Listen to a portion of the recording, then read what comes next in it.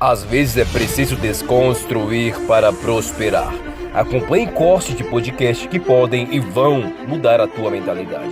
Se inscreva no nosso canal e ative as notificações. O link do podcast completo está na descrição. Eu, Lucas, naturalmente, eu sou mais introvertido. Mas por ser professor, por ser palestrante, eu acabei me desenvolvendo mais minha fala. Ora, eu já fui gago. Eu era gago na minha adolescência, foi o que me trouxe para essa área. Eu me tratei lendo um livro de auto-hipnose, utilizando as ferramentas em mim, eu parei de gaguejar. Como é que tu encontrou isso nessa época? Cara, foi, na verdade, não sei se foi destino, se foi Deus, eu recebi um livro na época que chamava O Poder do Subconsciente, né? Recebeu, como recebeu? Do nada, no correio, de repente? Não, veio de um sebo, R$6. Ah, tá. Por isso que quando a pessoa fala, eu não tenho dinheiro pra fazer um curso. Pô, vai num sebo, compra um livro. Um livro de R$6 mudou minha vida, mudou minha adolescência. Certo? Então, eu comecei a aplicar aquelas ferramentas naquela época, que era uma linguagem muito simples, né? Era 1963 o livro. Eu tinha 15 anos de idade, né? Isso daí, 2000 e alguma coisa. E aí eu comecei a aplicar essas ferramentas em mim e depois de 1 mês e meio eu não gaguejava mais. Mas como é que era?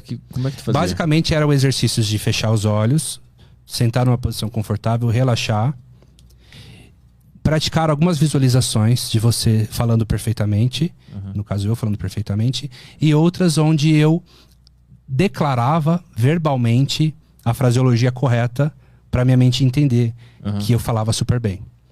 Eu me comunicava bem. Então eu comecei a reproduzir isso, né? A cada dia me permito me comunicar melhor, por exemplo. Mas isso tu falava na mente ou tu falava verbalmente? E saía bem sim, já? Sim. Eu comigo mesmo não gaguejava. Eu quando cantava não gaguejava. Entendi. Eu gaguejava quando eu falava com uma figura de autoridade. Entendi. Que era um gatilho. Você pode ver que o gago, ele imita alguém e não gagueja. Ele gagueja com algumas pessoas específicas. A gagueira é o sintoma, é um nervosismo que dá uma trava. E nessa época tu descobriu por que tu desenvolveu isso?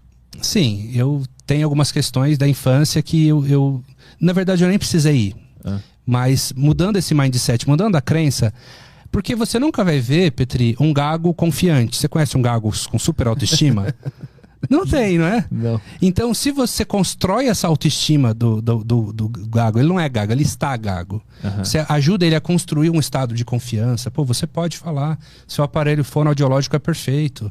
Você consegue, né? E tirar a crença de que ele não consegue, e a gente tem técnica para isso, ele muda a crença dele, ele muda o comportamento. Então eu comecei a falar super bem, me tornei orador da turma. Depois fui fazer faculdade de administração, fiz psicanálise, fiz neurociência e sempre fui como um comunicador, me tornei um professor, né? E assim, eu me apaixonei tanto por isso que eu falei, caramba, se eu conseguir com o conhecimento que eu tinha, imagina se eu aprender tecnicamente isso, várias formas, várias técnicas diferentes, foi o que eu fui buscar. Então, fui buscar vários tipos de conteúdo, estudei com os melhores da área desde jovem e me tornei um treinador dessa área, né? Então a questão era visualizar tu falando corretamente e ia visualizando isso. É uma das formas, né? É uma das formas. Lembra que eu falei que a mente não distingue o real do imaginário? Então quando eu me via mentalmente, eu me via gaguejando. Eu comecei a construir a imagem. Como seria se eu falasse bem? Só de eu pensar como seria o ensaio mental, prepara a minha neurologia para isso. Mas aí entra num outro aspecto que é o pensamento intrusivo, né? Eu imagino que nessa época tu tentava se imaginar falando bem e o pensamento de falando mal ele... A primeira vez que eu fui fazer, minha mente riu, falou assim, você fala bem? Jamais. Pois no outro dia eu tava ali tentando de novo. E a imagem de tu gaguejando sempre aparecia. Sempre aparecia. Tinha que batalhar com ela, mas isso ao longo do tempo, essa imagem de tu gaguejando ia sumindo. Ela foi... eu costumo falar o seguinte. Eu sei gaguejar. Se um dia precisar, Lucas, gagueja aí agora. Eu sei gaguejar, porque a gente não desaprende. A ciência mostra, Petri, que na nossa neurologia, quando você muda uma crença, um hábito, um comportamento... O padrão neural antigo, ele não deixa de existir. Ele fica lá, só para de passar corrente elétrica nele. Desvia para um outro caminho. Tanto que você vai ver pessoas que eram muito obesas, emagreceram muito, e depois tiveram um problema emocional, voltaram a engordar muito. Ou fumavam, parou de fumar, aí de repente passou, sei lá, foi mandado embora da empresa, a esposa deixou, voltou a fumar, reativou o programa antigo. porque você sabe fazer aquilo. Aquilo faz parte da sua história.